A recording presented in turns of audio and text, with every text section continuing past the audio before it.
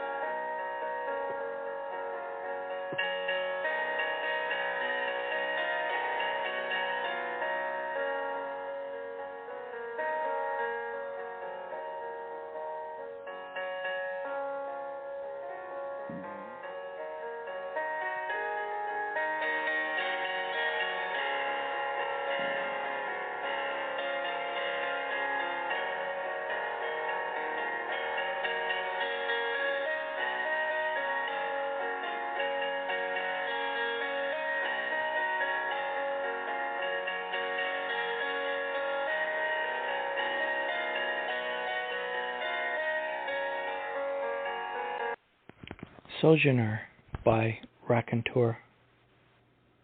There is a garden where I wander, seeking the seeds I might plant to ease my strife. Maybe I'll find the tree of knowledge, and with it divine why I can't find a partner to walk hand in hand through life.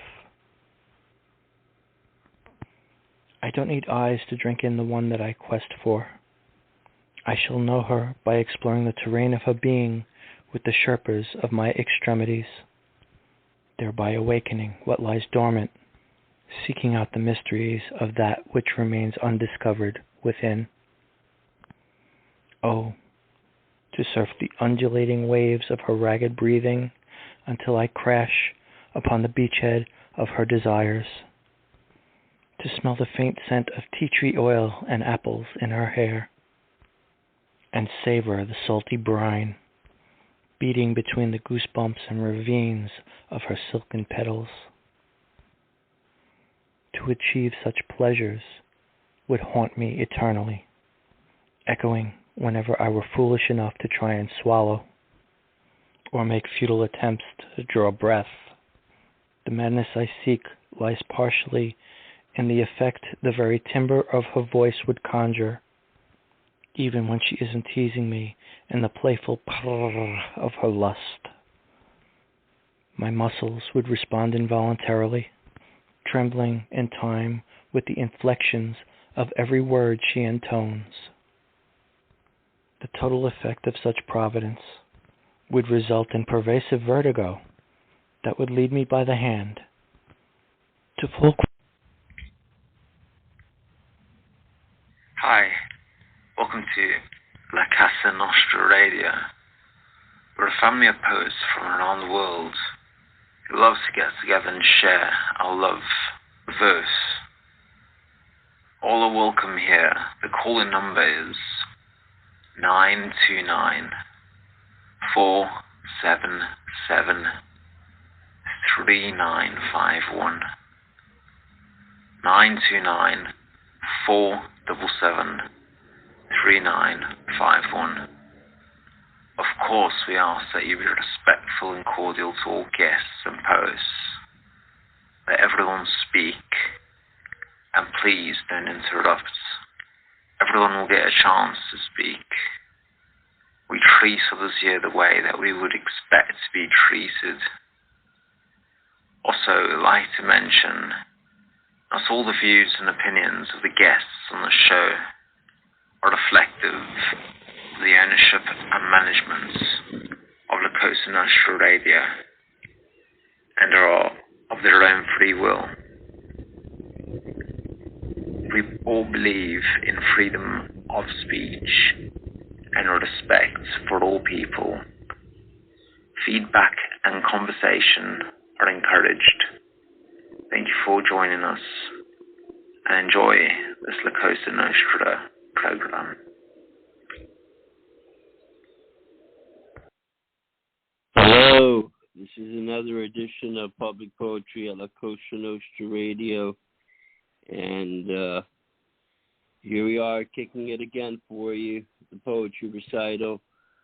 Gonna get through a series of poems and see if anyone calls in the studio while in the process. I'd like to thank Blog Talk for giving us this opportunity and everyone else who always contributes to the show. Here's my co-host, Boo. Are you there? Yeah.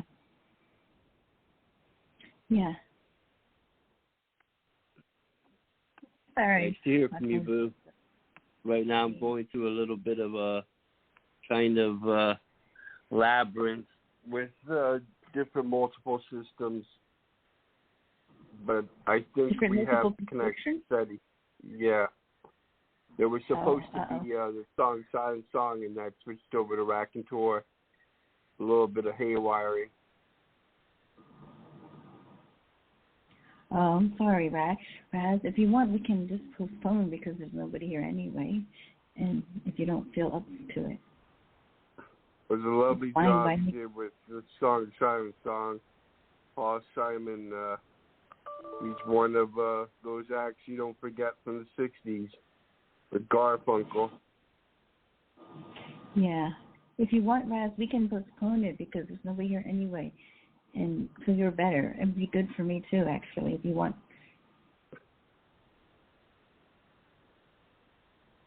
Okay, then we'll postpone the show. So you're better until. Yeah. There's nothing else to do then. Better. Oh, there's Dave on the phone. I mean, it's up to you if you feel up to it. Now there's two people on the phone. Okay, well, maybe we'll just do their poems. Maybe, I don't know. I didn't want to postpone. I think we should go ahead. We have Liquid Damage here, Dave Prophet. Well, you were saying that you weren't feeling good, so that's why I was saying. Okay, that's fine. I wasn't saying I wasn't feeling good. I meant my computer was going haywire.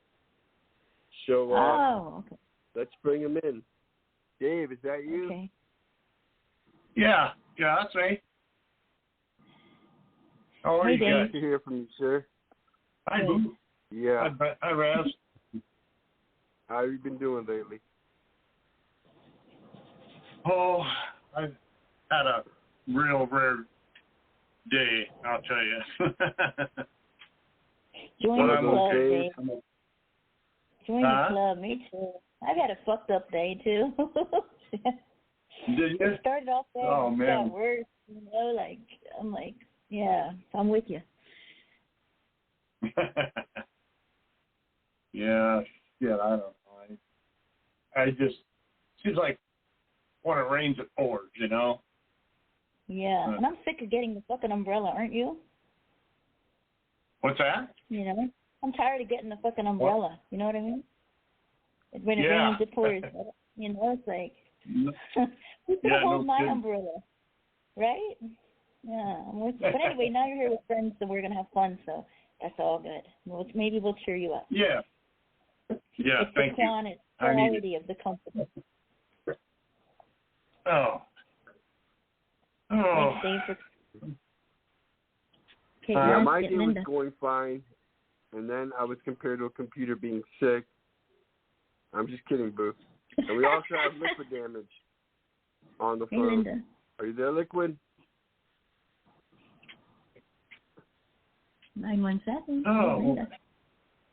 Or is this 917? Who's 917? Me, Francine. Francine. Francine, that's This right. is my new favorite. Yeah. Hey, Francine. All Welcome. Right. Do you know Dave? Good to have you here, Francine. Thanks. Hi, Raz. Hi, Boo. Hi. Do you know Dave? Hi, Dave is Francine. No, hi, She's a Dave. cool Jersey girl. She's a cool Jersey girl. Yeah. I'm in Jersey, too. Yeah, you're a cool Jersey chick, and he likes Jersey chicks. All right, good. Thanks for coming. There's somebody else I wish too, they Raz. all could be New Jersey girls. Well, you know. There's somebody else, Raz. Right. And, yeah. There's, who else on the line? 720? Hey, it's me, Sweet Pea. Hey, Sweet Pea. Hey, how are you guys? Hey, Sweet Pea. Hey, Hi, Dave, Sweet Pea. how are you? I'm Hello. fine. How are you? I'm doing good. Good to have you here. Good. Thank you. So, I did if get you my guys poem are on the ready board. with, You locked it. introductions, we can proceed with recital. Did any of you bring any treats, Sweet Pea or Francine? Do you have anything I you'd did. like to share tonight? Sure. Why don't Sweet Pea go I first? guess. All right. Ladies first, Dave, then you. Let's have Yeah, Sweet that's Pea go. fine. Yeah, that's fine with me. Yeah, no problem. All right, I threw me on the board, guys. Yeah, I see it. All right. This is Commanded by the Moon by All right. Sweet Pea. Fire fills the night skies. A 5 o'clock shadow seals the violence of a violet sky, stealing the sun. And rough hands sweep the cold grit of a granite memories from my mind. Wrapped in vanilla hints of mystery, a shot of whiskey warmth envelopes the air, leaving me grasping an oval mist craving, a taste of the sea salted upon your flesh. The conch shell sings songs of our horizon. I become the blue blush in the roaring waves, flowing freely, commanded by you, the moon. Ooh. And poem. Excellent. Yeah, Excellent. and this one definitely it catches the eye of what it's like to be in a submissive and mutual compact type of romantic affair. Really sultry, and at the same time essentially appealing to the viewer. Dave, I heard you wooing there in the background. Would you like to comment on Sweet Pea? Yeah, I'd love to. Gee whiz, this is really seductive in a very gentle sort of way, and it's really picturesque and colorful. I like the second stanza a lot. Wrapped in vanilla hints of mystery, a shot of whiskey warmth envelops the air, leaving me gasping in an opal mist, craving a taste of the sea salted upon your flesh. Wow. I wish I could get a woman to talk to me like that. That'd be great. Well, You may have to just bribe her, I'd love Dave. None of I thought my I could speak e-harmony with it. girls knew how to talk that way, so. Good poem, Sweet Pea. I loved it, as usual. Thank you. Thank You're you. welcome. Yes, That was sir. really good, Sweet Pea. I really enjoyed it. That would be quite. I really liked the last part. Thank you.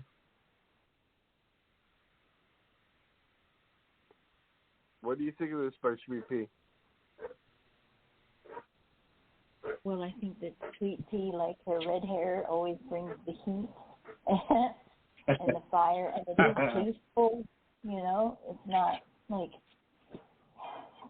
shove your whatever in my face. I love the title, Commanded by the Moon, because the moon and the ocean have so many together. And then you won the gold, which is well deserved on this one. And I don't see you write too many brevity. So that I like wrapped in vanilla hints of mystery, a shot of whiskey warmth. Those are so descriptive. I become the blue blush and roaring wave, flowing freely, commanded by you, the moon. This is for your lover. I think how you're under his spell, sort of. It doesn't run you because I know nobody runs you. You're a fierce, independent, strong woman, but you don't mind being ran if it was worth it. And that's what this says to me. and very beautiful. And in so only 3 stanzas, I get the whole. It's very deep and it's very sensual, but in a classy way. Really good job. Thank you, Boo. I really appreciate it. You're welcome. Yes, you did absolutely fantastic, Sweet Pea. We're glad that you could stop by and share. There's another caller. Yeah, I've been running amok a lot. Yes, Miami area code 786. Man. Oh, can y'all hear me? Yeah, hey, yes. Hello? This is my friend. Oh, you guys Mike can hear me? This is Mike from Clubhouse. Hey there. How are you doing? I don't know how this works, so I don't know if I was supposed to talk. How you guys doing? We'll explain as we go along. Hey, Mike. This is Mike, my friend from Clubhouse. This is Razz. So, right now we're just listening. So, I'll let you know. Thanks for coming. You're welcome.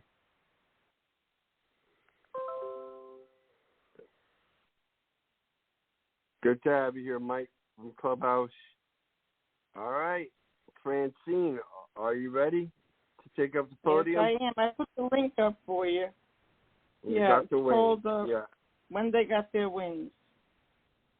They were married almost 60 years, through ups and downs, laughter and tears. Then he got pancreatic cancer at 80. It was 4th stage, no treatment, he decreed. It was only months later that he was gone. We were all there when he gained his wings. Praying at his bedside, couldn't change a thing. He took his last breath and returned home. We were all devastated, especially Mom. Eventually, Mom got dementia and couldn't stay home.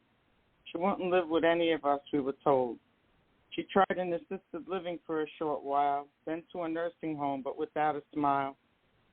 She survived 4 concurrent infections and a surgery on her hip at 94. After that, she was bedridden, and then COVID hit. 2 years later, she survived once more. 2 months away from her 97th birthday, she took a turn for the worse. We all went that day. I was there with her when she gained her wings. She went home to Dad, and the angels did sing, and I was devastated, like I lost everything. The end. End poem. Yes, that always hurts when a close relative dies. But, knowing at certain ages past 80 or 90, they live very fulfilling lives, and all we can do is try not to mourn the dead because they find some kind of eternal rest. Thank you for this piece, Francine. What do you think of this, Sweet Pea? Oh, I lost my dad recently, and I know how difficult. I'm so sorry. It's okay. I'm right here. I've been so busy because I'm dealing with my mother-in-law who's just turning 90 in a nursing home, transitioning to have her come live with me so the last part of her life can be with me. And this kind of hits my heart, and it's written very well. It's written, with the heart of your pen, and it just shows through every word, every image, every metaphor. It's as if your pen used your heart as its own muse, and feeling and the depth that it has, because you make people feel the tears, you make people feel the heartache, you make people feel the joy of being there when somebody does finally get their wings. And, I know that devastation when you feel like you lost everything. Losing my daddy, I was like, wow, I don't know if I can breathe again. But eventually there's that tapestry of memories that somehow help you put a little bit of something over that hole in your heart, and you can think of them and remember a good memory. And I really felt your bravery as you wrote this.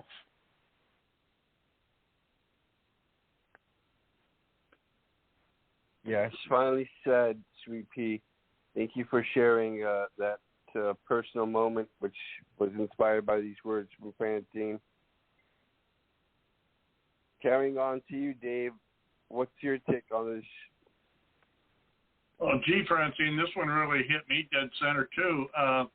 I lost my mother, and she passed in the night, and I didn't even get a chance to be with her when she crossed over. I'm so sorry. Yeah, that was hard, and she got cancer, and she was just nothing but bones and stuff, and yeah, it was bad.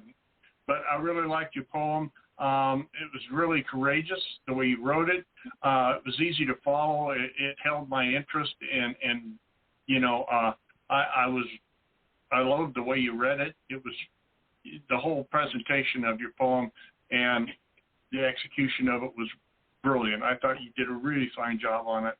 So I have to tell you, congratulations on it. Thank you a lot. You're welcome. And thank you, Sweet Pea. You're very welcome.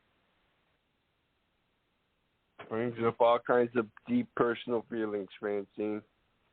And Mike, did you hear the piece? Would you like to comment on Francine?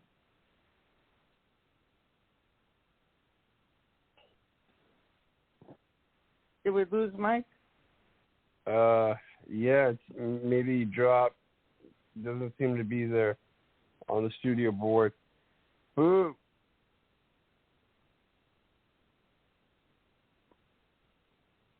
Sorry, yeah. They were married for 60 years. I mean, this reminds me of my parents so much because my parents were married 67 years. He was ups and downs. He was there.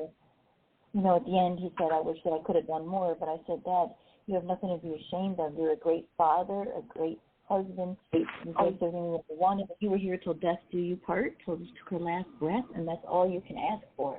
That's the most noble, the most dedicated and committed thing you could do. So she went home to Dad, and the angels did sing. And you're going to continue to hear the angels sing until you meet with her again, which I believe you will. Yep. And I felt the same way too. I lost my mom. Like, how can I go on? I can't, make it. But eventually you figure out you can make it, and you're stronger than you think. And they wouldn't want you to feel that way, but that all sounds good till you're there, right? But I like the compassion part in this, and I hope that, you all meet again, which you will. Beautifully written, Francine. Thank you.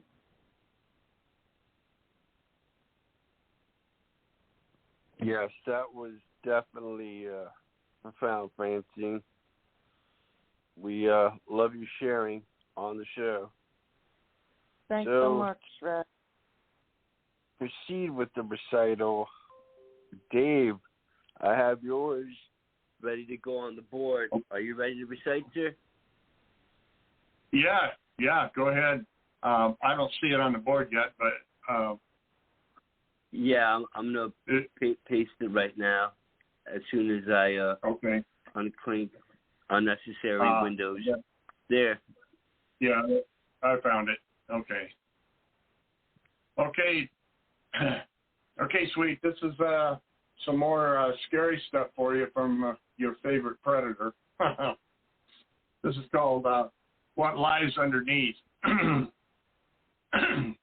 I've been trying to shed some light on the critter and the aliens, the monster, the xenomorph, and seeing as how Ridley Scott can't seem to figure it out, I thought I'd do it for him. So anyway, this gives a little bit of introspection into this thing. It's called What Lies Underneath. Xenomorph, alien shape, horror from the stars, no escape, delicate in its stalking, green death walking, floral anemonic morphology, child of protonation, those tributaries so acidic, coursing through its veins, changing its physiology requires donor flesh to slow its eventual death of the host. Crystalline scimitars behind trembling lips that drool of superacid, reciprocating toothed tongue, cannot lick, only bite and tear. Sightless head, eyes would not tolerate its PKA, protonation of its silicon-structured skin, pale green litten reduction of chlorine glimmers in the shadows, glistening clear slime periodically shedding razor-edged appendages, microscopically perfect edges, absolute symmetry, balanced handedness, parental structure of the quantum world, positron annihilation breaking down foreign matter, bitten off by crystal incisors to those unfortunate souls that move too slow to get the message, drives the xenomorph in its unrelenting quest to put out its acidic fires, terrible in its countenance, savage in its execution of life, scientific observations done in PTFE-lined enclosures in Plutonian space, a distant outpost, any accidents or calls for help too late, placed on future predictions of incidents that have not happened yet, the future tense phones whose carriers run on captive photons around the closest black hole, beamed out of relativistic jets back towards Earth, whose scientists have grown old and forgotten this outpost. Errors of time parallax is the balance of ignorance by those who play God. Some things should be left alone. The xenomorph is one of those things, for it is not of God. End poem. Whoa.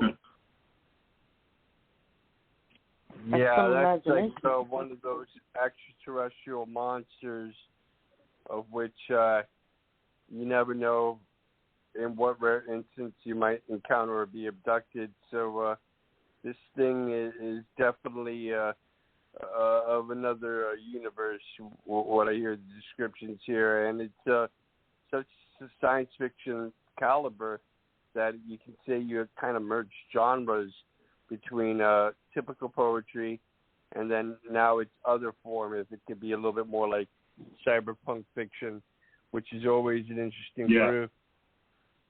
Yeah. What do you feel about this, 3P? He referred to you before reciting. Is there a connection there? All right. I guess Sweet Pea is dropped. So, what about you, Francine?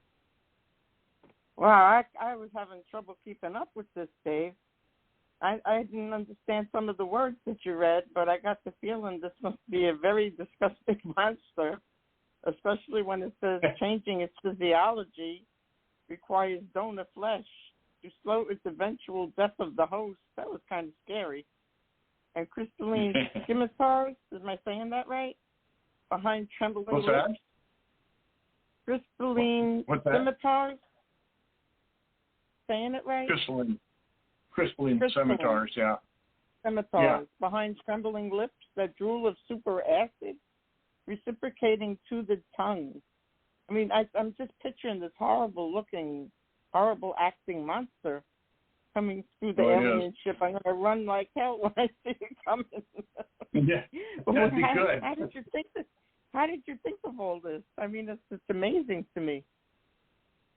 Oh, well, have you seen any of the Alien movies? Yeah. Okay. Well, I don't know. I just, this thing's supposed to have really powerful acid for blood and stuff like that. So the fluoroanamonic acid is the strongest acid in the world. Man, I was going to say that. Wow. Yeah. I was going to say that acid for blood. He's a fucking badass, deadly really fucker. Yeah, it's ugly, scary, badass, kick-ass critter, and nobody knows how to deal with it, because it's so alien, right. Yeah. Sounded amazing. Thank you. The whole thing, it's just amazing. All the chemistry in here, and all the biology in here, and all the acid know. references. You really have to be ahead of yourself and to the know chemical all this formation. stuff. Yeah, and the chemical formations, all of it in here is very, very, very, very technical and intelligent. You a chemist? No, I'm not a chemist. I've studied chemistry, but I'm not a chemist. No, I'm a mechanic. Oh, okay. The whole thing screams acidic. The whole thing. And right. This is somebody that you wouldn't want to fuck with. Like, this is one mean mofo that's going to beat you, and if not psychologically, scientifically, you know. Hide out or run, one of the two. Mm-hmm. And then, you know, of a quantum world, which is like, whoa, I mean, even every word, like almost in every line is like so, you almost have to look it up because it's so deep, like the cannibalism. It's fucking, this is really fucking good. I mean, Razz is going to nominate this for the front page. This is really deep and so scientific. I love science. Science does it for me. But cannibalism, the synthesis of complex molecules and living organisms. Like, who just throws that shit around? Nobody, unless they have a brain. And exactly. I think Razz probably gets every word here, but you know. But yeah, acidic I would fire, need a dictionary. Yeah. The plutonium space, distant outposts, any accidents or calls for help. Too late, you know, like you're already screwed. At this point, you might as well just turn the fuck around. You're just screwed. Xenomorph, oh my God, the whole thing. Yeah, very smart, Dave, very wide, very unique, very you. Thank you, Boo. Thank you, sweetie. You know, and then, you know, the displacement of objects that aren't not on a straight line, like the angular difference of the celestial bodies you even have in there. Like, whoa. I mean, yeah, good shit, Dave. Thank you, Boo. I just want to make people think a little bit. Your big brain is a showing. Yeah, really. People do that with Razzes and they do it with your poetry because they don't get it. They just skim right by it. But little do they know that they're really missing a lot of good stuff. Maybe you might even learn something, God forbid, you know. And they do the same thing with Razzes. Razz is beautiful poetry. They don't get it. So they're just like, oh, you know. But this is so much deeper than that. Like, most people couldn't even write a poem like this, you know. So anyway, I'm a fan. You're welcome. Thank you, Dave, for all your support and friendship always. All praises to you, Mr. Prophet. And Mike is called back on the studio. At least I think it's Mike. Is that you? Mike? Maybe he's being shy. I'm sorry, I was getting ready for what's probably going on. Hey, so Mike, I want to tell you one thing so it makes more sense to you. I sent the poems to you in your text and also on Clubhouse so you could read them and then comment if you want. That's how, so you could at least know what's going on.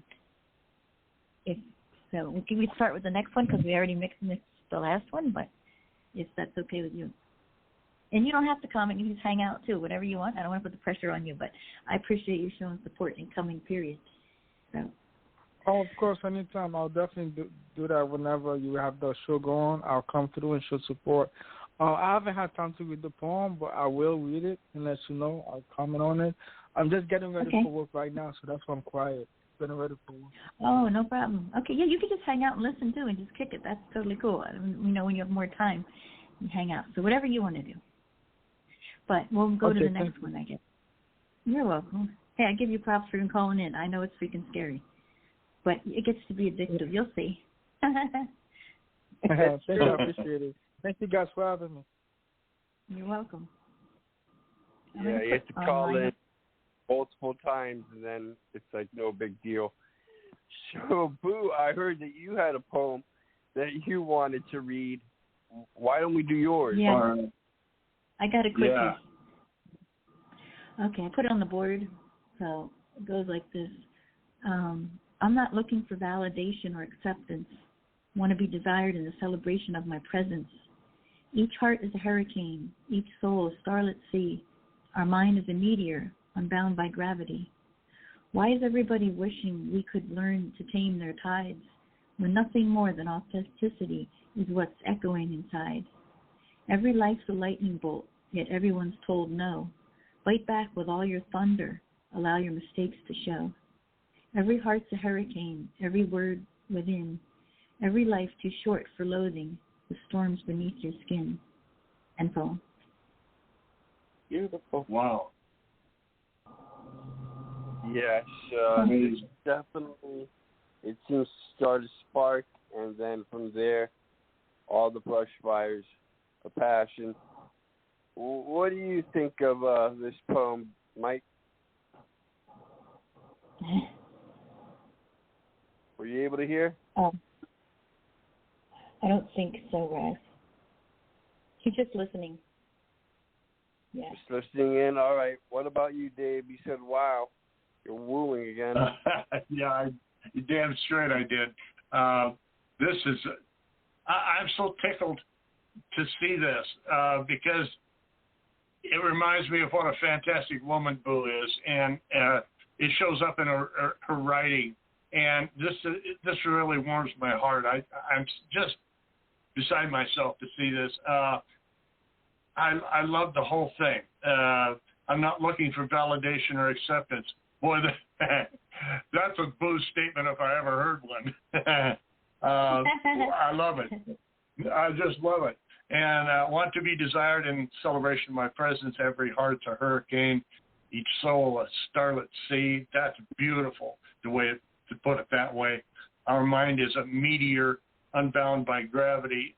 You know, this lady has an unbounding capacity for describing how intense her love can be for whomever the lucky guy is, and it shows up in her poetry.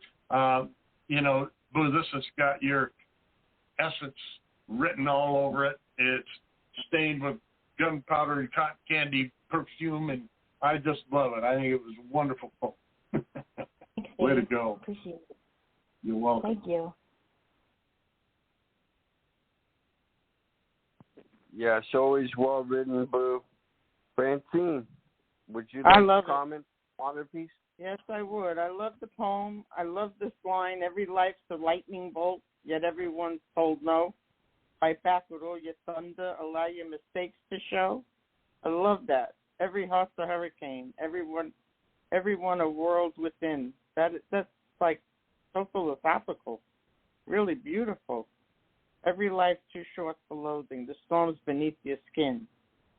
I mean, I really relate to this. I feel this way a lot of times. Unbound by gravity. Yeah, that's me. I really do relate to it. It's beautiful, Boo. Oh, thank you. It sure is. I love it. Thanks. I'm glad you like it. There was a lady on in the app on Clubhouse. She was talking about how women hate themselves so much, especially young girls, and how we need to change that dialogue, you know.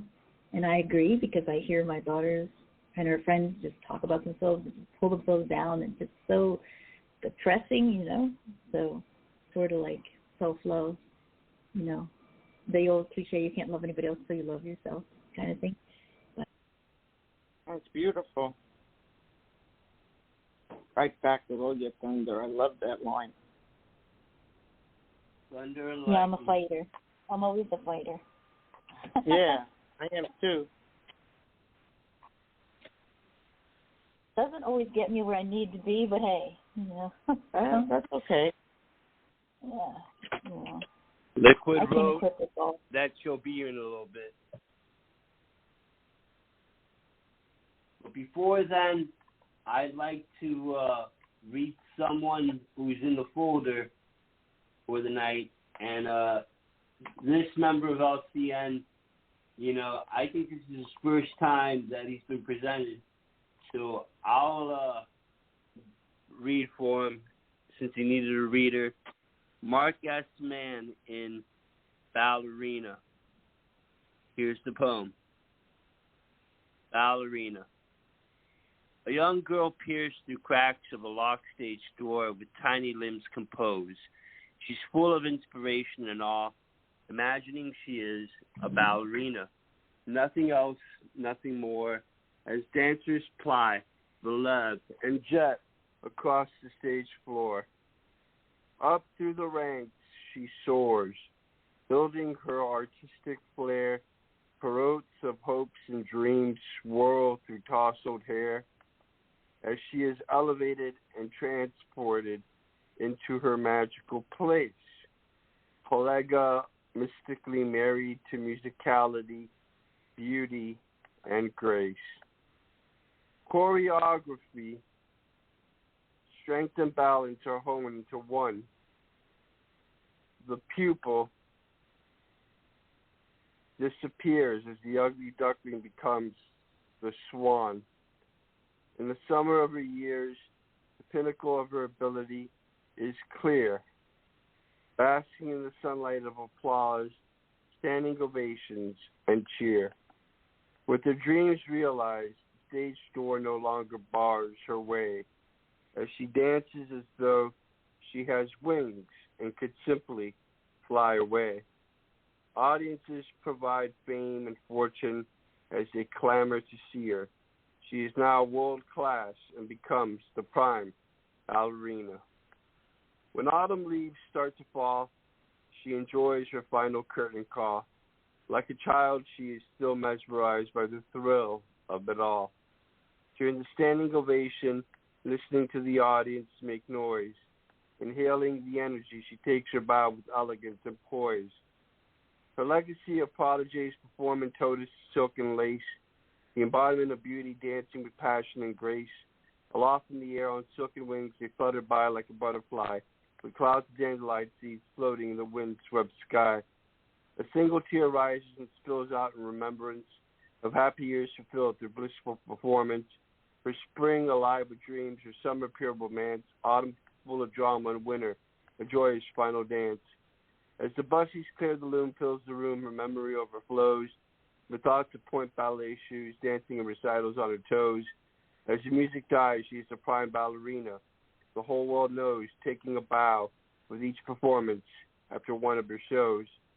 Serenely content, peering through the cracks of the stage door, reviewing the dreams she once had but needs no more. Under soft moonlight in the coolness of a winter's night, she slips away gracefully, once more, taking flight. And peace. Polyga, mystically, is an author-created word meaning married to many, polygamy and otherworldly, mystically, polygamy and mystical, polygamistically. Maiaic, family, humor, love, miscellaneous, rhyme, spiritual. Yeah, and this has 45 likes. It's definitely one of those taken pieces. It relies heavily on classic meter and rhyme structure. The entire piece goes through all the seasons of which we're seeing the accomplishments and rise to success of this particular ballerina. Who was one?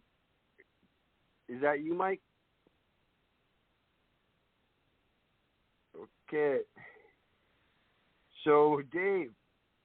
Just listening. Oh, man. Gee, man, Christmas. Well, it knocked the wind right out of me with this one. Holy cow, this was gorgeous. It just, it almost put tears in my eyes. I can just see a young girl as she dreams about being a ballerina. And as the storyline progresses, it shows you grace that it takes to do something like this. It's a complete lifestyle, I think. I don't know, I'm not a ballerina, but that's the way it strikes me anyway. I am a musician, and it's the same sort of a situation. It takes a lot of dedication and a lot of introspection into yourself and humbleness to see and examine you as the performer.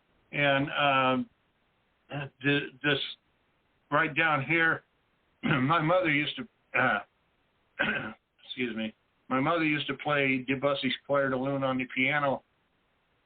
And if you haven't heard it, it's a real haunting, beautiful tune. And the way he plugged it into this storyline is just excellent. She is the prima ballerina the whole world knows, taking a bow with each performance after one of her shows. The rhyme and meter on this thing is really good. And then the last stanza, I don't know if she passed away because she lived out her life, or if it's just a way of closing the poem. Either way, it's beautiful, and it really affected me. This is gorgeous, absolutely gorgeous.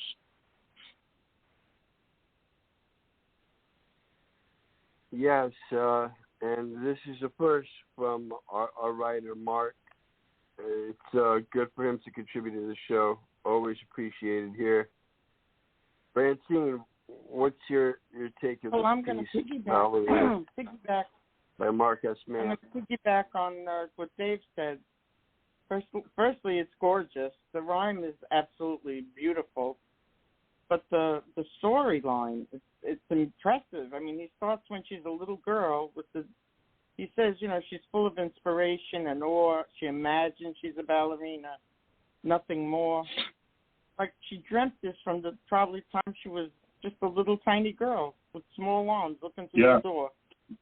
And then she just keeps going through her whole life. She actually gets where she wants to be through all her strength and balance. She hones them, sharpens them. Then eventually, he says, the pupil disappears as the ugly duckling becomes the swan. I mean, the imagery there is just absolutely beautiful.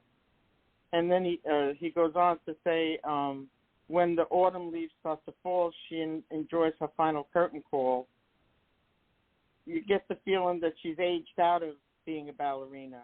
Her legacy is there, and maybe she does a little bit here and there, but she's really aged out because they can't perform, their whole life. Eventually, everything starts, aging, and they have to bow out.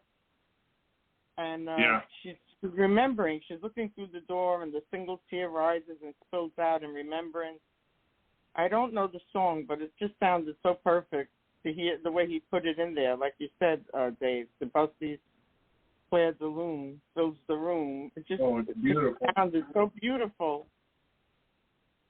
And the ending I took to mean that she dies, because the stanza before says, as the music dies, she is the prima ballerina the whole world knows, taking a bow with each performance after one of her shows, and then she slips away gradually, once more taking flight. I always think when they say something like taking flight, that means they're gone, gone off.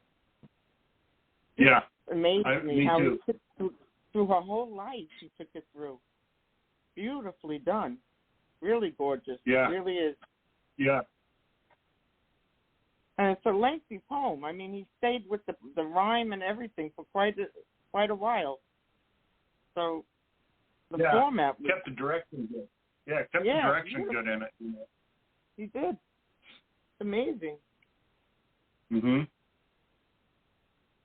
Right.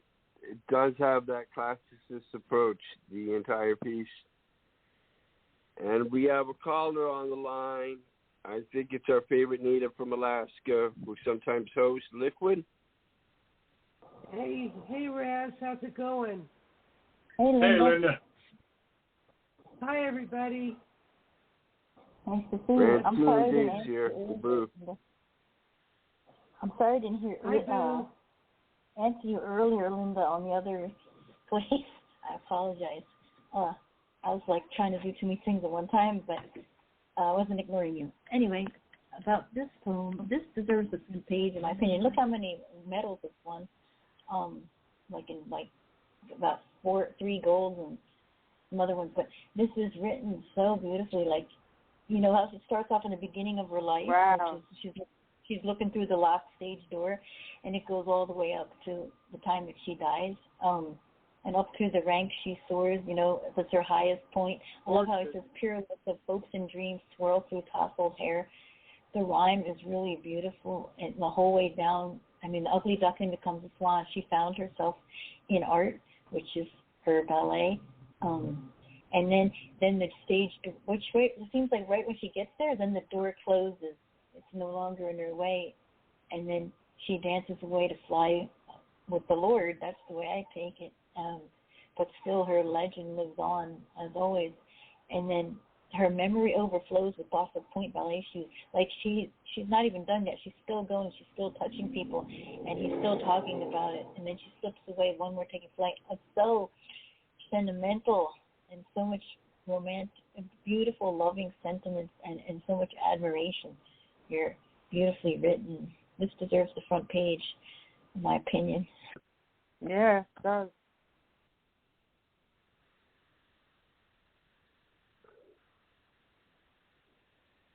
There's so many nominations every time we go through this recital. Me and Raz become one person. All right. So, Liquid, are you ready to do your piece? Sure. Let me go grab that real quick on the topic folder. You know, also I wanted to mention, like, to everybody and people listening or whatever, if you guys want to join us, also we're on the app Clubhouse app. We have our group there in poetry. We read poetry over there, and you can meet a lot of different people, and it's, you know, something different. If anybody was interested, it's all in the chat. Yeah, I was over on Clubhouse earlier, but you weren't there. I was looking for you. Yeah, I'm sorry about that. I was doing something in another room, and they were recording it, so I couldn't leave. But I did see. Thank you, though. If you have, do you have an iPhone or an Apple, Francine? I have an Apple. Okay, so you just go to the App Store, and you just look up Clubhouse, and then you download it, and then you can go in there. And it's a lot different than this. It's kind of, at first, it's kind of going to be weird, probably, because, I don't know. Linda, did you think it was weird at first? Strange? I did. Because it's so much different than There's a lot of people Clubhouse. There? Or? Yeah, there's a lot of people there. Social media. Yeah. It's on 24/7. Like, there's always something to do, someone to talk about. It's not just poetry. It's all for Dave, for you too. They have a lot of science rooms and educational rooms, and they call them rooms. I call them a show, but yeah, it's I didn't like it much at first either, but it kind of grows on you after a while. It's also my only outlet. There's always someone to talk to. Yeah, always. So you guys should check it out, and then we have a group over there. A room over there, and then we're going to get a house. When is your group over there? It varies, actually. Like, you can do any time you want. So kind of, we don't have like a set thing, but if you join, then you'll know when we're going to do something, because it'll be sent to you like a reminder. So. Oh, okay. And then, yeah. So I mean, it's a different people. And let me tell you this. Like, I don't know if you guys feel the same way, but I'll just say this and then I'll shut up. But when you go there, you got to bring it, because these people are poets. Like, you know what I mean? They know. I mean, in my opinion, a lot of them are really good. So, but you learn and you grow and you meet people. And there's, you know, just like here, there's some people you avoid, some people you wouldn't fucking ever deal with, some assholes and dickheads, you know. But they're everywhere, you know. A couple of over there, I think it's more performance art. It's more what we do here on. It's more performance art. Yeah, it's a lot of spoken word poetry. Than what we do here, because it's very theatrical. Yeah, it's very well done. Yeah. Don't you feel like you got to bring it over there, Linda? Like, damn, like. Yeah. You know? And I don't think my stuff measures up to what they're doing. Mine is so common. Yeah. No, you have to just find rooms where there's some rooms, you know, you got to find rooms where they're smaller, I think, where you feel more, you know, safer space. There's some of the rooms that have like 200 people and stuff in there. Just get too crazy, like, for me. But I like the smaller rooms, you know. Sinister had a room last night. It was only like 8 people. That was good. But anyway, you guys should check it out. Just if you want to try something else, it's fun, you know. You can meet us over there and, you know. Try that. I'll go on one. Anyway. Okay, Miss Lovely Linda, ready? Did you put it on? All right, you ready to go, Linda? As soon as I see my piece. Yeah, right there on the board. There we go. Thank you, my dear. This is a little of my heritage and faith, and it's called From Grace Shall Fall. I stand and watch the stars from o'er, the same old stars I've watched before. I wonder why the sky has changed, too many souls to rearrange. I see the fury of the earth, with no more love but hate rebirth.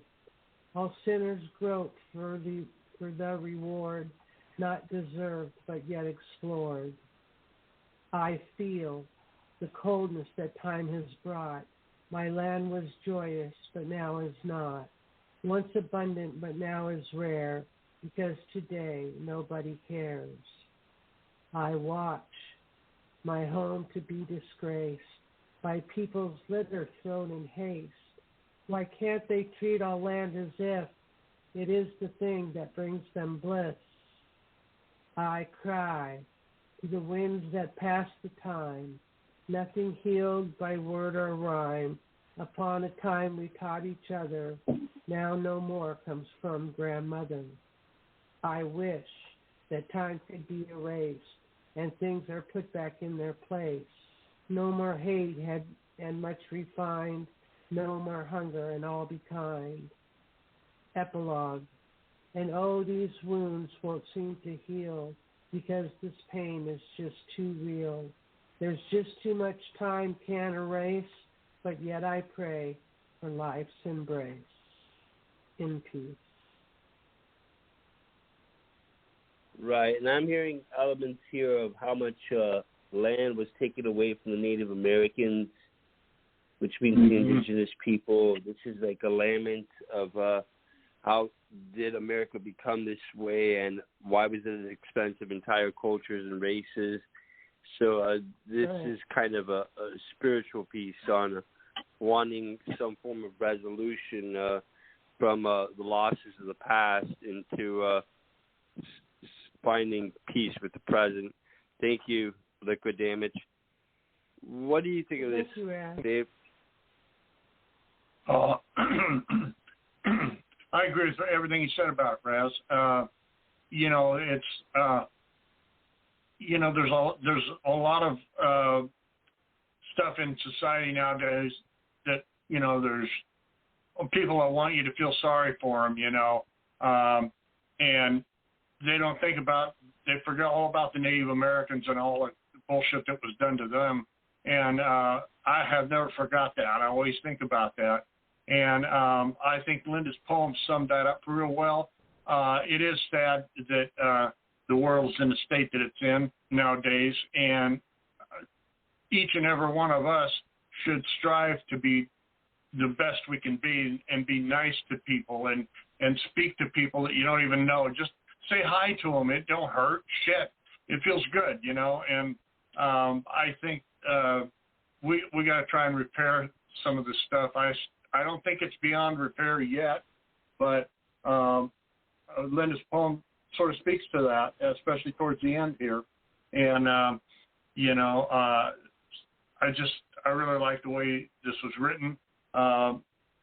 Typical Linda's rhyme and meters, just like a clockwork. It always works. And anyway, I thought it was a beautiful poem, and it was very well stated, too. So nice job, Linda.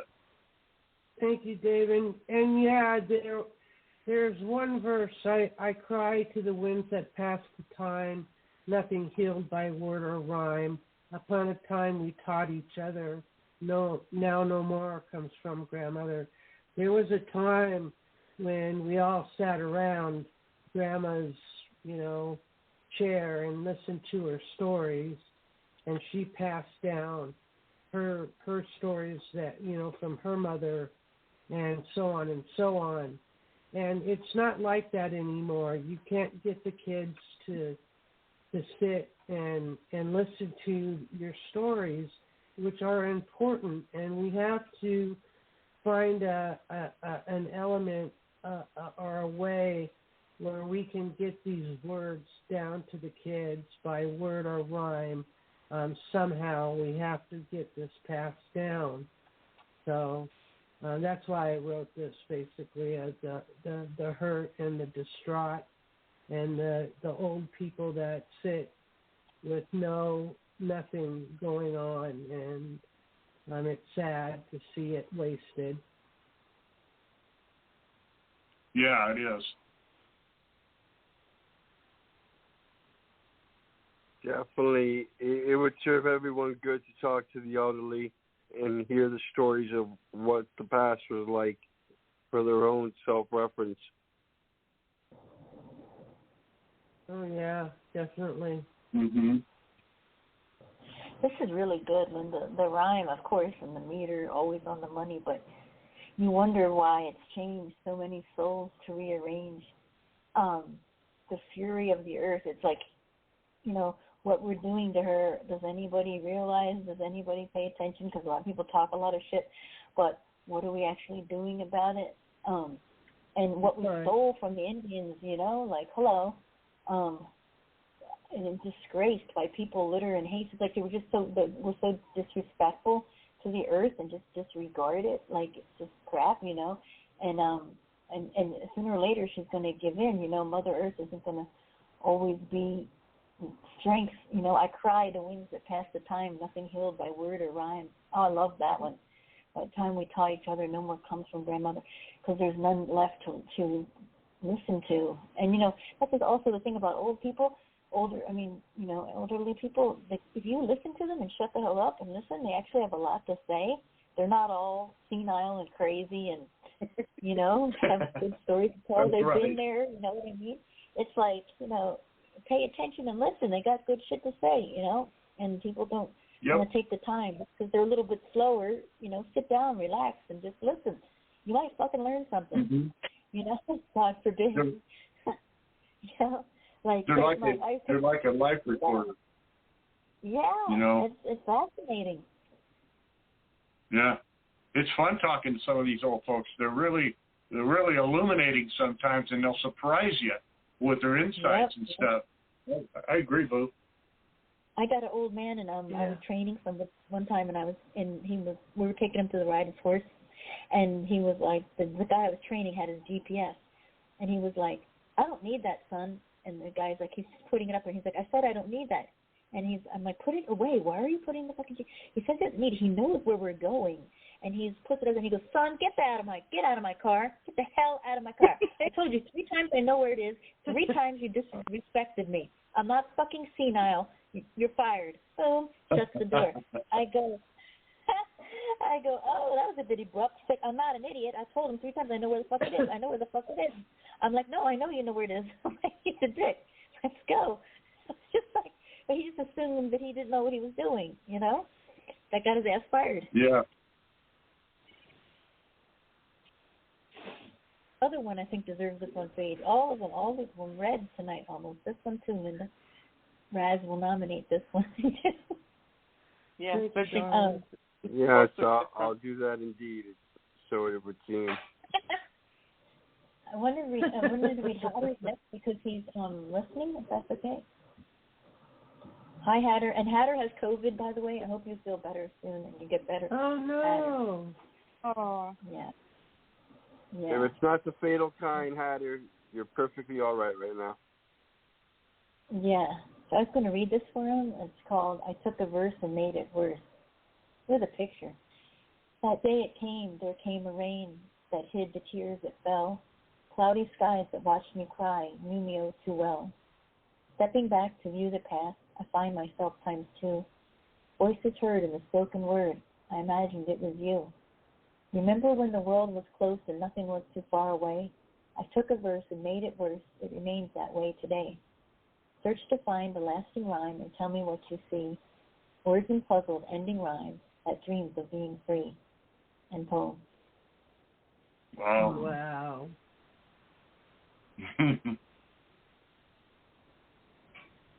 Beautiful.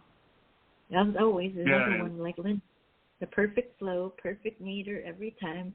The king of rhyme over here. I know it. She's the queen. He's the king. You know, and you know, he knows too many bad times. He's had more experience with the bad than the good, and that's sad. You know, voices heard in spoken word, I imagined it was you. Longing for somebody, missing somebody. And also, I think he's talking about COVID and all this, how we gotten so, like, disconnected. Now we're not allowed anywhere. People just don't leave the house. We're still stuck in that whole thing. And it's getting worse every day. We're losing connection every day. I think that's true also. we're so connected, we're disconnected. And the dreams of being free, being able to go where we want, roam where we want, do what we want. Yeah, beautifully written, Hatter, as always. And I hope you get well soon.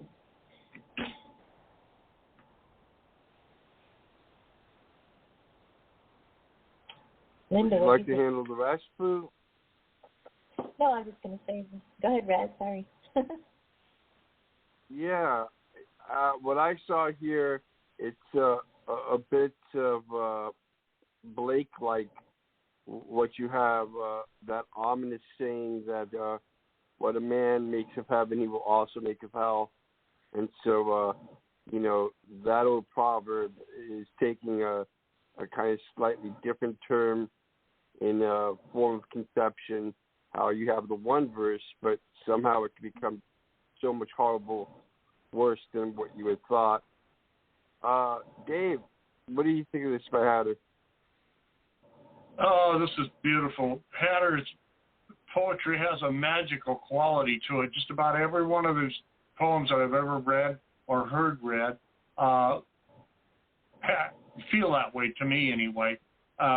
His rhyme and meter is perfect, and it always has been, as much as I've known. It's a courageous poem. It's really honest, and like the second stanza says, stepping back to view the past, I found myself ×2. Voices heard in the spoken word, I imagined it was you. God, that's a really powerful stanza, I think, and it really thumps me right in the chest when I read it and listen to it. And you did a good job reading it too, by the way, Raz. You did it justice, and it's a wonderful poem. I like it. Oh, that was you. I'm sorry. We've become so much alike, Raz. I'm kidding, Dave. It's all good. Didn't install my foot in my mouth tonight. God. That's all right. The line that you liked, that's my favorite line too. That's the best line. I mean, the whole poem is good, but I like that too. That line. Yeah.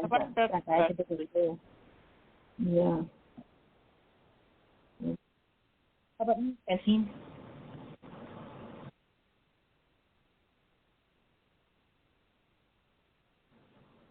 Francine? Yeah, I'm here. I'm sorry. I wasn't sure you said my name. I thought it was my poem. No. I like this poem a lot. And I also like the second verse probably the best. I think there's a lot of metaphor in this poem. I feel like he's looking at his life through this vision. And when he says, he found myself ×2, voices heard in the spoken word, I imagined it was you. I pictured him with someone. Poem in the beginning, he said he hid the tears that fell like maybe someone left, somebody he was close to. I got that feeling like it's hidden in between. Like you really got to read it and think about what he's writing. And then remember when the world was close. Could mean that could be when he was close to the person and nothing was too far away. And then he took a verse that could be their life and made it worse. It remains that way today. So I loved it. It's beautiful, but I feel like there's more than one meaning to the words, And I agree with you, Francine. Yeah, I absolutely agree with you. It's saying more than just the meter and the rhyme, and the words themselves have a lot of deep meaning to them. So I think there's a lot of metaphor mixed in there. But I love it. It's really a great poem.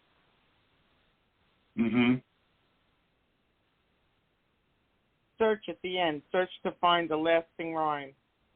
And tell me what you see. Words and puzzled ending rhyme that dreams of being free.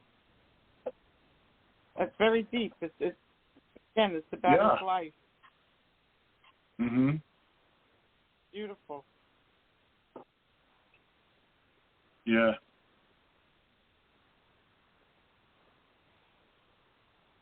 Absolutely gorgeous.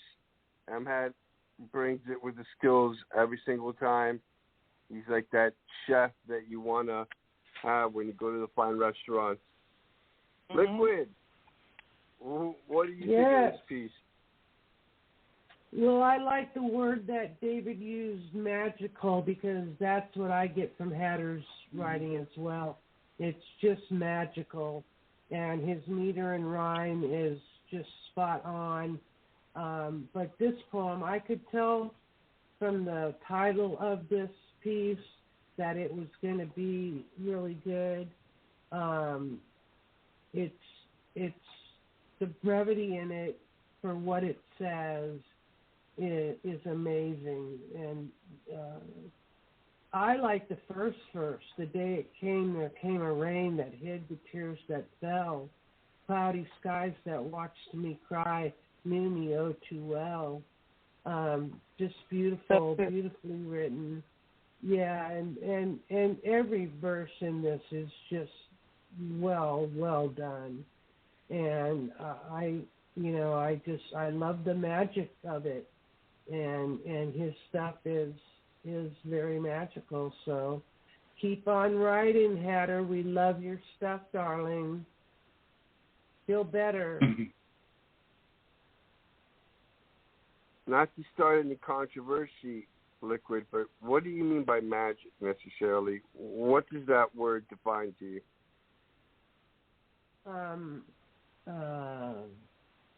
Enchanting,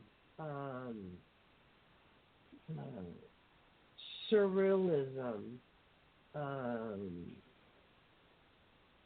to name a few, just whimsical and magic. You mean like the metaphor of something which seems kind of too over-perceptive to be real? Not over-perceptive to be real. Magic is real. If you want to believe in it, it is. So it's what you believe. Yeah. And it's interesting you said that. That reminds me of the Loving Spoonful song, Do You Believe in Magic? Some of us, we defer on the subject, however, like science, it disagrees if there even is the existence of magic. Why I was asking you if you could elucidate a bit further. Well, I would have to sit and think about that for a minute, but I'm just saying that he's got a whimsical way of writing that takes a view of kind of a surrealistic approach to life. Stepping back to view the past, I found myself times two. The wording of that right there is magical. It's not straightforward. It's not to the point. It's whimsical and it's well written. I don't know how else to explain it. Yeah. No, you're doing just fine. It's just like I've been in discussions lately on the subject of magic, and certain Christians find it to be forbidden. They brought up witchcraft. They brought up how that's like a sin against God. And then it had me thinking, well, isn't it the innocent kind? And then you have these same Christian moralists saying, no, there's no good magic. And yet it also occurred to me there's certain people who believe in a kind of like white magic or folk magic, and that's completely innocent of itself, how you have that impression that it exists here. Well, I was wondering what your definition might be on the subject. Well, as far as my church goes, magic is taboo, and like I had to burn my tarot cards and stuff like that. But I drew the line. I have a dream catcher, which was given to me by a very good friend. I have awful dreams at night, and to me, it's a belief, it's a heritage belief that has been passed down, and I'm not going to give that up. And I was told that I was supposed to destroy all the magical my crystals, and no, I'm not going to give that up because I'm not using them per se to do magic. I think they're pretty, and that's why I keep them. I don't plan on doing spells with there's them. a way that the line has to be distinguished between bad magic and then just the idea of magic. That's what I thought as well. But when you had the Christian moralists, they didn't want to hear a word of it. Really. If you're using like when I had to burn my tarot cards, and I asked them in the group that night that I was given a gift, and I was told, yeah, but you got to be careful if the gift is being used for evil or if it's being used for. She said, if it's prophetic for God, then it's okay. If I want to see through for the church, if I want to be prophetic through the church, then I'm okay. But as far as reading tarot for people and stuff, that's using magic, and supposedly it's opening myself up to demons and stuff. And I've had some demons, and I've had some demons that were gotten rid of, not exercised, but in a way my demons were taken away from me because they were very disruptive in my life. Tarot has a very negative history to those who are completely religious. It's very true, Yeah. But, thanks for this detour. I just wanted a little more of elaboration here on the show. So, Hatter, you recovered from that COVID. Boo!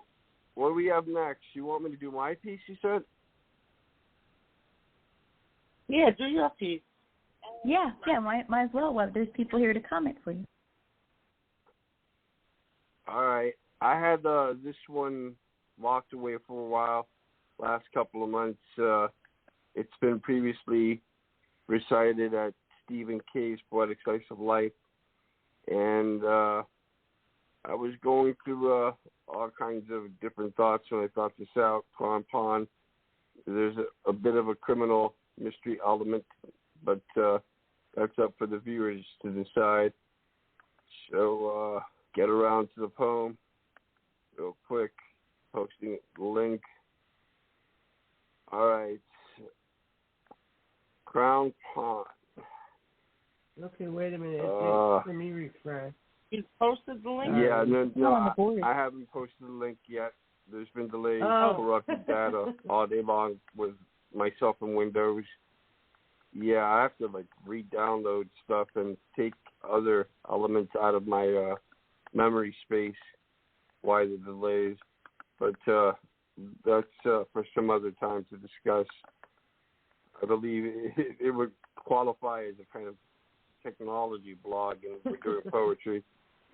So let me put the link here. All right. And if you see any connection to season 724, I will not acknowledge why that might be there. So here's Crown Pond. Whoa. Yeah. Now it's just zipping all over the place, the window. All right. Do you see the link? No. Yeah. I see it. All right. Crown Pond. I live this mortal theft of armed robbery, gas station trauma, injury, mugging. The pawnbroker did the will of the dead kings, forging the duplicate spare key. Liberalist, unethical, handling to sick relatives punitive damage to who blank out the crime's conscious guilt. Head at Sherwood, fake nail parlor, screw bolts because of Mr. Harding, equally thick and wire-cutting rotation pliable. Ford Epic does exit closing hour, environmental factor persuasion fading, high-quality air pollution, industrial fumes, tinker soldiers, auto repair warehouse bum. Nurse Morphine and Dr. Butcher, hard at work in the back of the Chinese theater, section zip code, postal war zones, adding the Inspector General Tarif on quantity safety. Immunity to power, the crash test dummies popularized, social norms, false deity, spitting moral decay, not referring to multi-international lawsuits. No one to call in statewide hospital, ransomware, patient support, Dow counter, agent system paralysis, WAN and LAN, sustained premium mobility, acting operative distributor, creative innovation solution, DNA genome mapping, hypothesis form, neither wrong or even right, to keep you guessing. Feasible corroboration, the small town radio talk is changing around. Stories who is out, the infinite loop, is overhaul busload plausible. Thumb drive excluded of confiscating viable evidence by the arrested suspect prior. Machete inverted anthropoid mollusk flakes copulating the deadpan floors. A paper mache body, material gooey and transparent. I don't have to agree to anything unless it's in writing. All the waterboarding talk is crying for the non-guilty plea for the sportsmanship, marksman, the glass wet bottled modeled ship. Request for dating exchange is not what we are seeking at this annual injunction period. And peace. I remember this prompt before from Stephen and Kay's show, I think. And I know there were obviously murderers, with the UVF, I think, in Ireland, and they're like ruthless fuckers, and I think they bombed shit too. But, just the terror that they ran over those couple of years. And then you said immunity to power, the crash test dummies popularized social norms. Like people looked up to them, they thought they were a religion, and just more proof of moral decay. The decline right here. Nurse Morphine and Dr. Butcher, hard at work. How'd you know? That's what they call us, right? Just kidding. Yeah, actually, those are recurring characters in my pieces, Nurse Morphine and Dr. Butcher. Yeah, this is really, really good. I mean, I kind of get it, too, which is a miracle. Unethical handling the sick relatives. There's a lot of social things in here, as always, commentation, like I just want to put your brain in my brain, but you don't have to agree to anything unless it's in writing. That's catchy and clever right there, too. Yeah, I like this one, request a dating exchange. Yeah, this is smart and poetic and style, and guess what, deserves the front page, but can't nominate yourself. But I would if I could. Beautiful. Maybe one of you guys could, but great poem. Entertaining. Every time I try to nominate. Like sharing here on the block.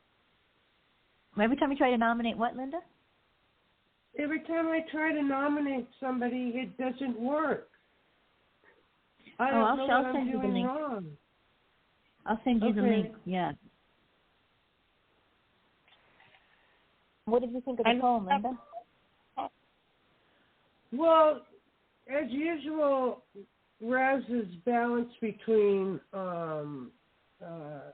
abstract and concrete thinking is absolutely terrific. I mean, it goes beyond all depths. But this piece was really cool, and I like the beginning of it where you say, "I lived this mortal theft of armed robbery, gas station trauma, injury, mugging." It kind of sets the pace for the whole poem that you have been through all of this stuff and you've come out the end okay. You've created some of this stuff. Nurse Morphine and Dr. Butcher, hard at work in the back of the Chinese theater, was a hoot.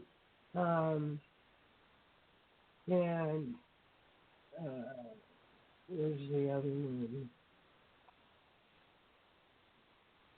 Yeah. Ford Epic does exit closing hour. Environmental factor persuasion, fading high quality air pollution, industrial fumes, Tinker Soldier, the auto repair warehouse burn, or bum. Sorry, I can't see the screen.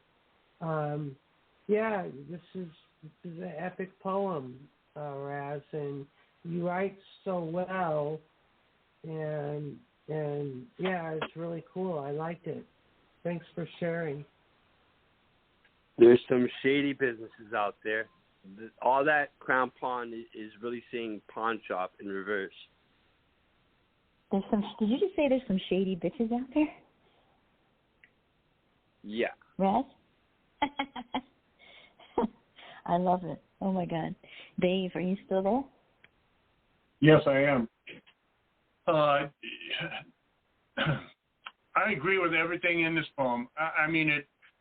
You know, Razz's stuff touches on, you know, everything that we experience, you know, from when we get up in the morning to when we go to bed at night, and all the shit that we hear in between those two periods. You know, we live in a really complex society nowadays, way more so than 100 years ago even. And there's so much stuff going on that we need poets like Razz to point out all this stuff and slow everything down, put it down into a low gear so we can look at it again and evaluate it. And that's what I always get from his work. You know, it's really fun to read that and hear him read it, because you go, yeah, that's right, you know, and then 2 lines later, yeah, Jesus, all over again, you know, and it just keeps hitting you. And I can tell there's a lot of thought that goes into these writings that he does. And, you know, I don't have a favorite stanza in here because I like every one of them. It'd be impossible for me to say, oh, yeah, I like the 6th stanza or the 4th stanza or something, you know, because they're all got so much, I don't know, information or whatever you want to call it, packed into each one of them. I like the one down here, thumb drive excluded of confiscating viable evidence by the arrested suspect prior. Machete inverted anthropod mollusk plates populating the dead hand floors of paper mache body material, gooey and transparent. There's a certain amount of humor to that particular stanza to me. Yeah, you know, that's what I take away from it. And it's accurate too. You know, it really is. I like your stuff, Razz. A lot of it kind of goes over my head, but I'm learning from you, and so you know, I really like this poem a lot. I like the last one you did too, by the way. Thanks, Dave. Appreciate all your supportive comments on my pieces. And Linda. You mean Francine? Yeah, I commented. No, I didn't talk. I don't have the link for some reason, but I did hear what you said there, Razz, and I love the part about Nurse Morphine and Dr. Hatchet. That was like great. Love it. Wow. To me, from what I gathered from hearing you read it, it sounded more like and a little bit with because I didn't hear it that good. I'm so sorry. I'm sorry. Am I not clear? Yeah. You know what? I think my battery, I'm losing it. I got to get my battery. I got to get my charger. Hello? I hear you clear. Hello? Booze. I think I have to charge the phone. Yeah, I hear you, Francine. Oh, okay. No, what I was saying was I don't have the link for some reason on poem. But I was listening to Razz, and I got the feeling that it had to do, beside the hospital part, with the nurse and the doctor, which I really like. It had to do with some kind of a crime being committed, and there was detectives on the scene. I'm not sure I got it right. As I said, I didn't have it in front of me to read, but I was trying to follow you, Razz, and I got kind of a little lost in between there. But from what I heard, it sounded really great. You can look at it that way. Thank you for it, Gene. I'm probably getting it all wrong anyway, right? No. You have the general gist of Crown Pond mentioning crime. That is one of the thoughts I was trying to assert with the verses, yeah. Yeah, I got the part about the crime. I liked it. Unfortunately, I didn't have the whole lyric in front of me. I'm trying to find my charger. Your creative innovation solution DNA genome mapping hypotheses form neither wrong or even right. They keep you guessing. That's a crime in itself right there. Right. It's a series of different possible crimes. Why I labeled it under that genre. But to proceed with our recital, Liquid, would you be able to read from Rhonda Yasri, A Royal Color of Breathtaking Grandeur? Yes, I could. It's on the board, ma'am. Okay.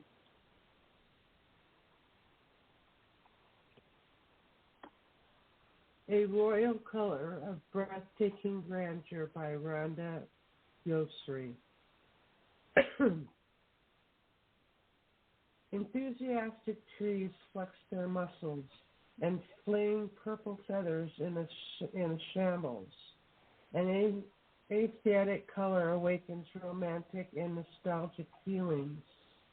Hypersensitive energies gravitate towards the prestigious blonde hue, stimulates entranced mind and body to live in harmony and evoke dreamy moods, provides a wildly meditative session to keep stray emotions grounded, provokes the spiritual intuition to explore the unknowns, urges artists to tap into their visionary side, and calls the innermost thoughts. Reluctant minds that balk at the possibilities comply to expand their horizons. A gold medalist of innovative nudges, tedious life in a creative openness, in peace.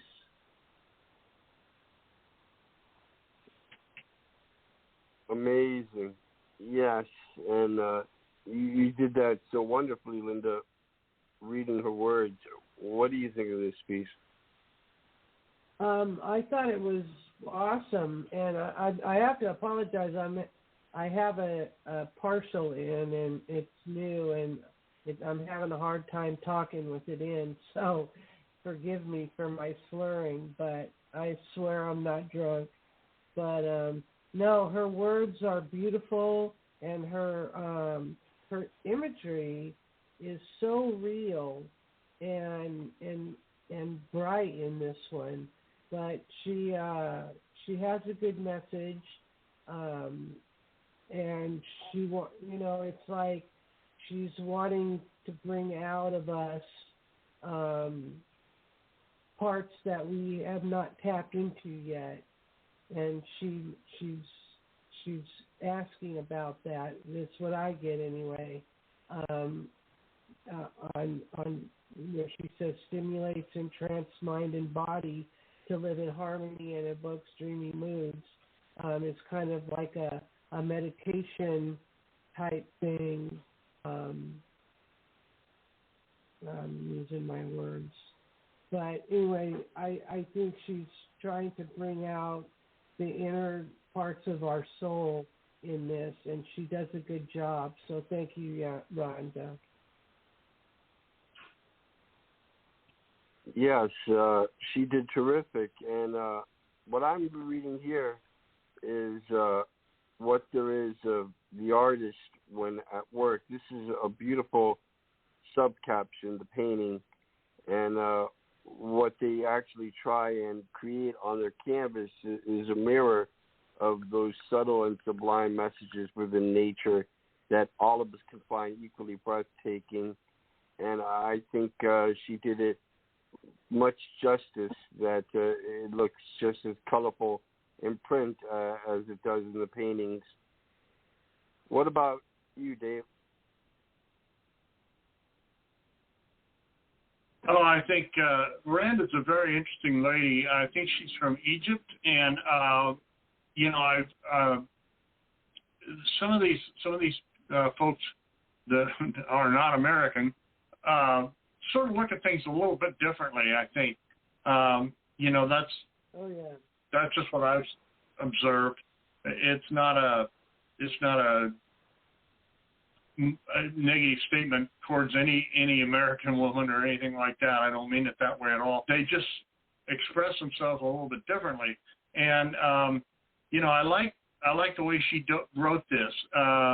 It has it describes the picture really well, but at the same time there's more meaning to it than that. And I like this one line down here. It says, provokes the spiritual intuition to explore the unknowns. That's an interesting line. Makes you think about it. Reluctant minds that balk at the possibilities comply to expand their horizons.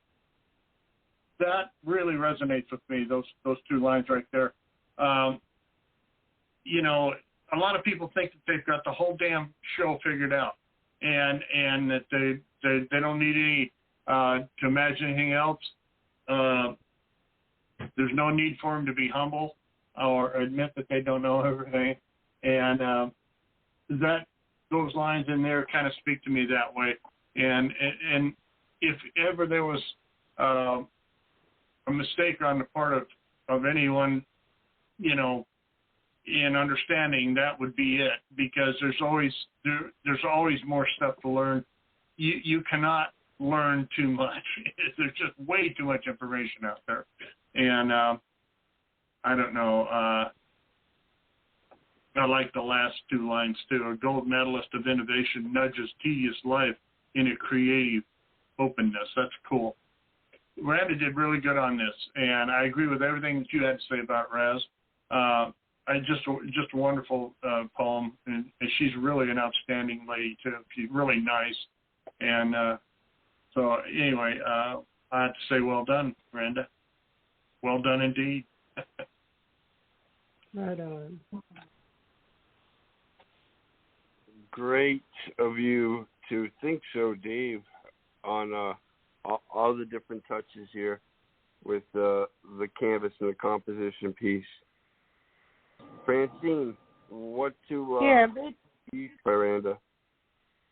I liked it a lot. I feel like she's an artist, like she's painting with the words. And the color purple is her primary, what she's trying to bring out. And she's doing it in an imagination wild. I mean, I love the first beginning where she says, enthusiastic trees flex their muscles and fling purple feathers in a shambles. That opening is just amazes me. And then the aesthetic color awakens romantic and nostalgic feelings. Prestigious, bold hue. That's a beautiful way of putting it. And I know that certain purples do evoke like calmness. Lavender is one of them. And she has here stimulates and trance mind and body to live in harmony and evoke dreamy moods. It's a wonderful way of putting it. And throughout the whole poem, she refers back to the color. And to me, it looks like she's painting with her words. It's really beautiful. Very original, I think. Yeah, I do too. Yes. Painting with words. That's definitely a type of poetry. All right. Yeah. And I guess Blue right now is preoccupied unless she came back I'm here. on the phone. No, I'm here. I'm back. What about Linda? Did she leave? She commented. Liquid. Oh, she did? Okay. Yeah. I like the title of this. I mean, the royal color of breathtaking grandeur. Like, that just sounds poetic right there. And enthusiastic trees flex their muscles. I like that one, too. It's got all the words in here. Like, you don't even really need the picture. No, you don't. She paints it. Yeah, she painted it with her words as so spiritual, provokes the spiritual intuition to explore the unknown, and then urges the artist to tap into their visionary side. Like, some people make fun of artists, some people bark at their possibilities, but, you know, it's not really art, or whatever is art, or what isn't art in their opinion. But my favorite line here is, I just had it here, the one I put on, entranced like a harmony that evokes dreamy moods. This is a dreamy poem that does evoke that kind of mood. And every one of her poems has a shitload of comments. You notice that? I mean, every one. 2.k views, and this is only 14 days old. Like, that's impressive right there. Yeah, good stuff. Couple medals, too. Yeah. Man, 2,000 views in 14 days is pretty good. Wow. That's amazing. Don't be too good. You might get kicked off. I don't think I got that many views in all 8 years that I'm on. All of them combined, right? That's right. And even the comments, you got like 60 comments. I see people that get 60 comments every day. I'm like, how do you do that? You know? But I guess they also give a lot of comments, so that you got to give to get.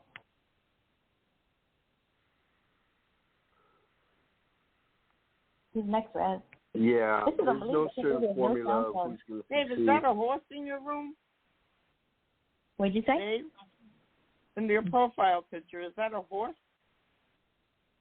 Or a dog? It's a dog. It looks like a horse. One big dog. My first glance was, oh my God, he's got a horse. What kind of dog is it? No, it's a dog. It's a big dog. It's a big dog. It's a cutie. How many we got left, Raz? We have a couple more to go. And I was wondering, could you read Rose Winter for us? Yeah. Boo? Sure. Or maybe Francine. Yeah. Francine, are you able to see the chat board? You see the link? Let me Dreamtime Rocked by Baby. Now let me just find it again. Yes, is it Rose Winter? I have it. Yes, Dreamtime Rocked by Baby. Oh, yes, Francine. Yeah, this is a rap. This is a rap, Francine. You want me to read this one? Okay. Dreamtime Rocked by Baby. Hip hop, rap, rock, lullaby. Hip hop, rap, rock, lullaby. Hoppity boppity Stefania. Tip top, chip shop, Ukraine. Rock tapping Eurovision. Peluche orchestra winners. Cadences, sublime rhyme. Love song for mother and peace, Stefania. Hip hop, shock, rockabye baby, don't you cry. Lullaby you lay, you lie, bye bye. Happiness, sweet dreams for you tonight. One more time, baby, you are mine, for all time, mother love for family, worldwide love and care. We love you, baby, you are mine, for all time. End poem. That was tricky to read. Yes, it was definitely quite a rhyme, and it had that old bebop feel. It was very cute. I liked the beginning, the hip-hop, rap, rock, lullaby. I thought that was really good. Hippity, hoppity, boppity, Stefania. Tip-top, chip shop, Ukraine. Rock tapping, Eurovision. Kalush, orchestra winners. That's tongue-twisting, but it's really good. It sure is. What about you, Dave? What do you see of this by Rose Winter? Well, I thought I agree with what Francine said about it. It's a pretty amazing poem. It makes you feel good when you hear it or read it. I think anyway. I'm not into hip hop and all that stuff. It's a little bit too young for me, I think. But I'm just an old school fart sticking out on me, you know. But anyway, it was interesting, the poem and the way it was written. Cadence, sublime rhyme, love song for mother and peace, Stefania. This is pretty cool. It's pretty cool. It's a kind of a rap thing, I guess, but and I don't like rap music at all, but anyway, I'm not judging it because of that classification. I like the way it's written, and I like the storyline in it, and so that's it's redeeming value to me. Anyway, it's a good poem. It's well done. Excellent of you to say so, Dave. Liquid, did you have a take of this? Rose Winter has a language of her own, and it's so interesting in each poem the different ways she approaches her language. But to see her do a rap is very cute, and to Rockabye Baby makes it even cuter. But I think she did a good job bringing it all together. So thank you for sharing, Rose Winter. Your rap is cool. Your rabbit's safe with me. You're right, Miss Winter. Very nice, Rose. What about you? Well, I'm wondering what Stephania is. That's what I wanted to know. I forgot to look it up, but I don't know. Yeah, if anybody knows, let me know. But I mean, it's got good rhythms, cadences, sublime rhyme, love song for another. I gotta look that up.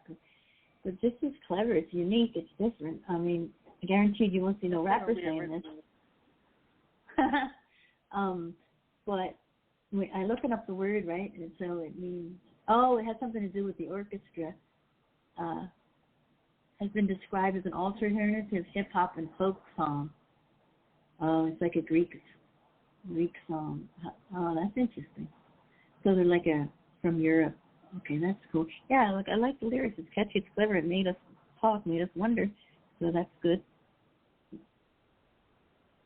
I'd have to hear her probably do it. You know what I mean? It'd probably be better from the author themselves for me. But I enjoyed it. Good of you to say so, Boo. You're the musical genius here with the intros and the outros to the show. So, proceeding with the recital, since he asked so kindly and he's working to death while he couldn't call in the show and read for himself, our friend Zappa with his new screen name, Hill 39. And this is Tuesday Morning, like the Moody Blues song or something or another of that nature. Tuesday morning. I had a dream that I was running naked, huge warehouse, giant machines, people running them. I was naked with barely a towel, and then all of a sudden I was at home, my bathroom, staring in the mirror. I'm staring down an old face in a new day. I woke and I thought, where am I really? Dreams terrifying because it can be so real. Sometimes I wonder am I in some kind of alternative universe. I think of the ones that I have loved. The teacher once told me, Sean, you'll never understand life, but you can live it. Always remember to love, no matter how you feel. In my years of living and dying, I thought I was trying, but I could have been better. Maybe we're living in hell. Maybe we're a stepping stone to a better tomorrow. And I'd say to myself day and night, be a good person. Be better than just being a human being.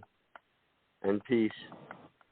Yes, and of course it is human to err. It is divine to be perfect, and we can always try and strive for this form of perfection, even on a Tuesday morning.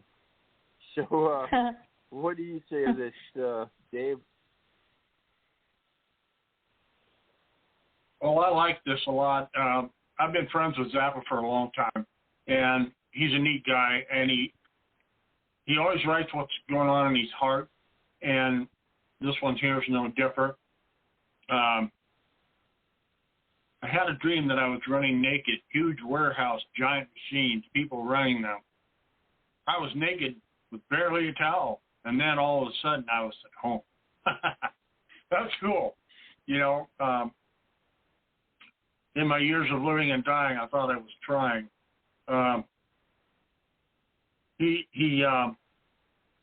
gets his point across really, really well. He expressed himself good, and you can actually see what's going on inside him by reading his poetry. I thought this was a really fun poem.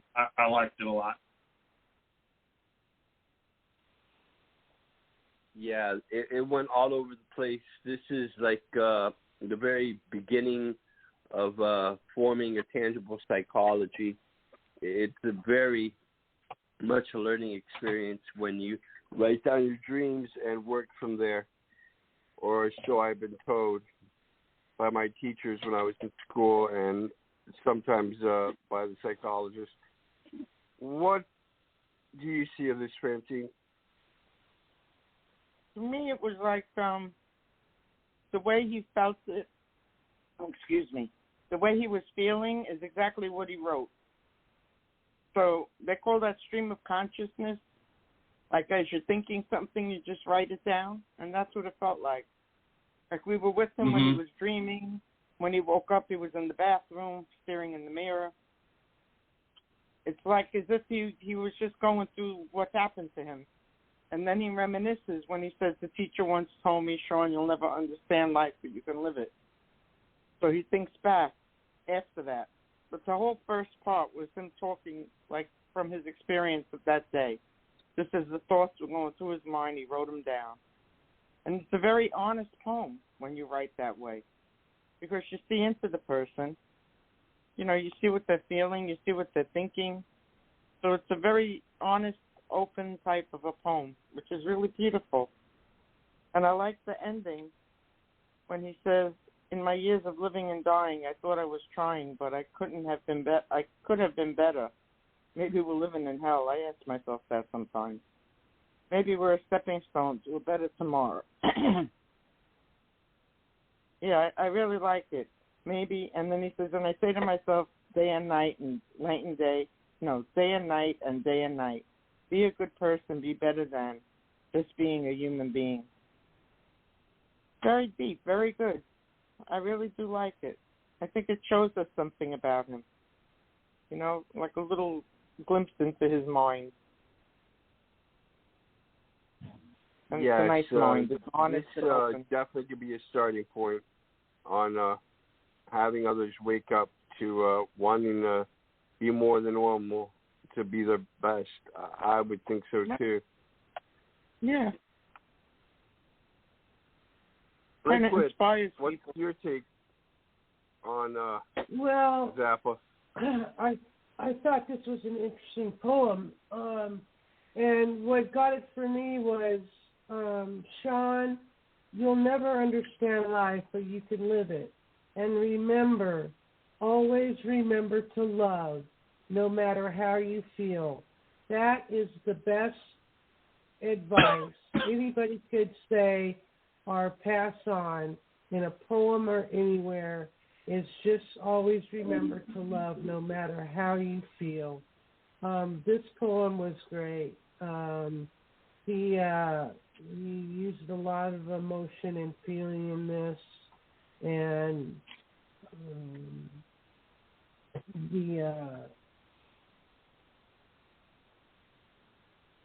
the feelings of being there and awakening from a dream, where when you're dreaming about being naked to the world and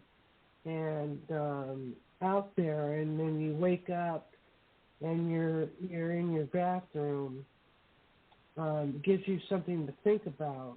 And sometimes I wonder, in some kind of alternate universe, I think of the ones that I have loved. Great verse right there. But I just love this piece. He did a really great job. Thank you, Sean, for writing this. Yes, Zappa. We all love you. We know you're working real hard, like most Americans, why you couldn't make it. But hopefully you're listening to all of this for us again. All right. And moving on, with the pieces. There's Kaiku. Do we have a reader for Kaiku? Liquid, could you read for Kaiku? Let Dave read it. Oh, okay. Sure.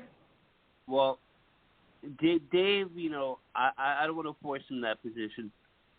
Unless, Dave, sorry. I just wanted to say about Zappa's poem that it's not that I'm trying to be neglectful to Dave. It's just that he's more of a single act show kind of guy. Yeah. Mhm. Yeah. Liquid, would you mind reading What Divides the Dead from the Dreams by Cuckoo? Yeah. What Divides the Dead from Those That Dream by Cuckoo. They converse among jaundiced branches. Crispy russet leaves scratch across concrete. Contrast from a timber of summer fluvials. And where does the chickadee beak point? Well, it points downward, scurrying from scattered seeds in the wary of dawn. It believes one day to fly over the brumal walls that divide the dead from the dreams of spring. In peace.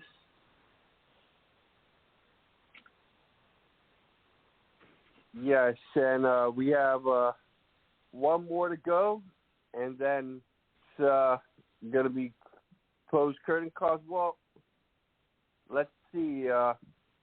What I was thinking of this piece, when you bring up spring, what divides the dead from what you have of other seasons, spring is when we classically interpret the metaphor of rebirth. And so fall, that's when there's the decay of the earth, what there is of the dead. But as every year progresses, we come back again to spring. All right, Liquid, you read this great by Cuckoo. What do you think of this piece? Very, very, very cool. It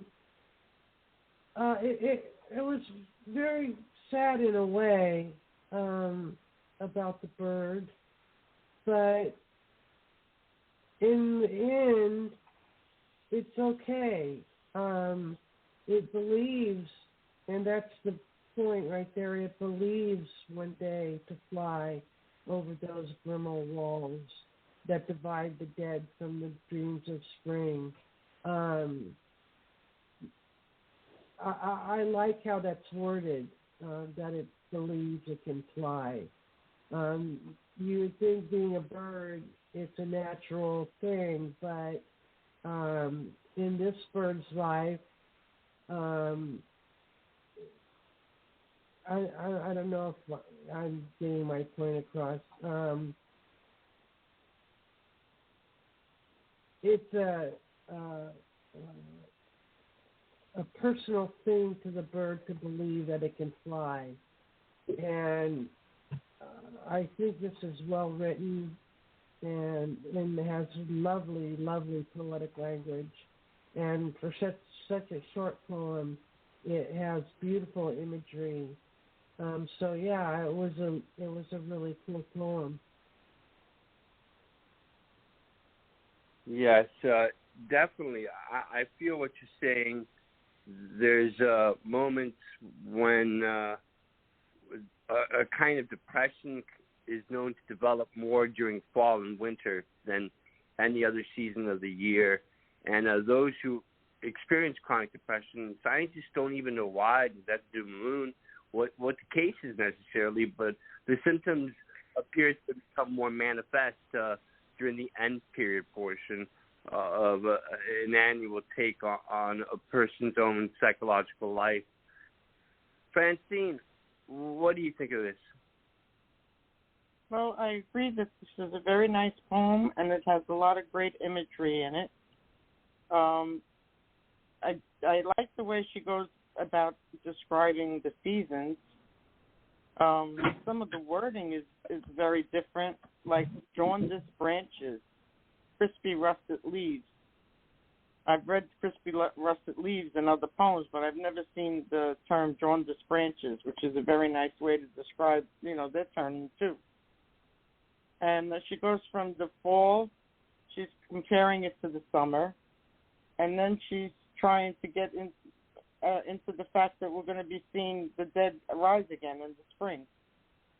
So it has a sense of resurrection or rejuvenation or something in it, which is really nice.